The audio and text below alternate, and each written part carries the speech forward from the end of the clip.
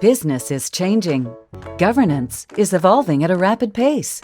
And with it, disclosure requirements are strengthening, which increase the potential for litigation. And corporate directors and officers are becoming exposed to considerably more risk than ever before. Fundamentally, directors and officers are the stewards of a corporation. In law, they must act honestly and in good faith. And they must exercise the care, diligence, and skill of a reasonably prudent person in comparable circumstance.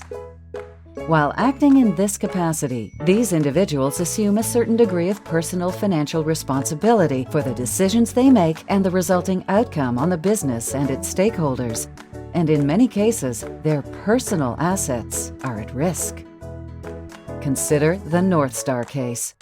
When the Canadian aerospace company became insolvent and could not afford to clean up contaminated land near one of its plants, the courts ruled that its directors and officers would have to pay millions of dollars out of their own pockets until the site was restored.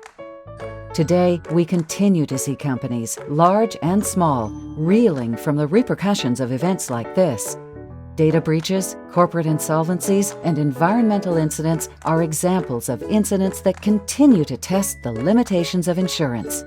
And only recently, examples like these and others have revealed that traditional D&O isn't always enough.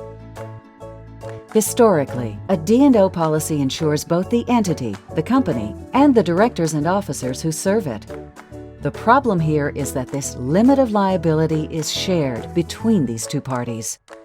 Statistically, claims brought against the entity are more common, more complex, and more costly to defend than those brought against individual directors and officers. In fact, certain claims can exhaust an entire policy limit, leaving directors and officers' personal wealth exposed to loss. What directors and officers must ask themselves is this: what is protecting me and my wealth from similar circumstances? Introducing Ironclad, RSA's premier Side A DIC insurance policy. The Side A Differences in Conditions, or DIC, policy structure is one of the most valuable insurance products that any company can buy. Its coverage was designed specifically to protect directors and officers from non-indemnifiable loss, or what is considered a Side A-related matter. The DIC feature of this policy is meant to fill the gaps that exist in a traditional D&O program and is triggered when the underlying insurance is unavailable, uncollectible, or non-responsive. Unfortunately, what many D&O buyers are led to believe is that more is better. In fact, the opposite is often true. By increasing the D&O policy limit, yes, there may be a greater scope of insurance coverage, but as we have learned, this limit is shared with the entity and can be easily eroded by corporate defense costs alone. Commercial clients must have the right coverage in place to ensure its executives are adequately protected from unforeseen legal and financial risk. The real value of the Side A DIC lies in its exclusivity. Its limits can never be accessed by the entity, but are dedicated to the individuals that serve them. RSA is committed to protecting its customers with Ironclad. Here's how.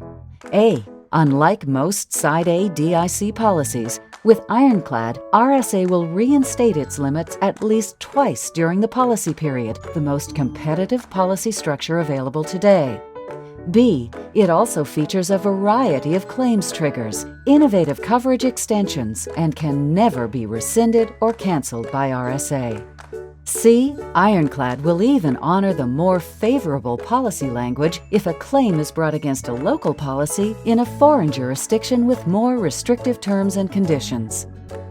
Featuring multiple limit reinstatements, flexible claims reporting provisions, coverage for remediation costs, and a number of market-leading enhancements, Ironclad is RSA's best defense for corporate directors and officers. To learn more, visit rsabroker.ca/ironclad.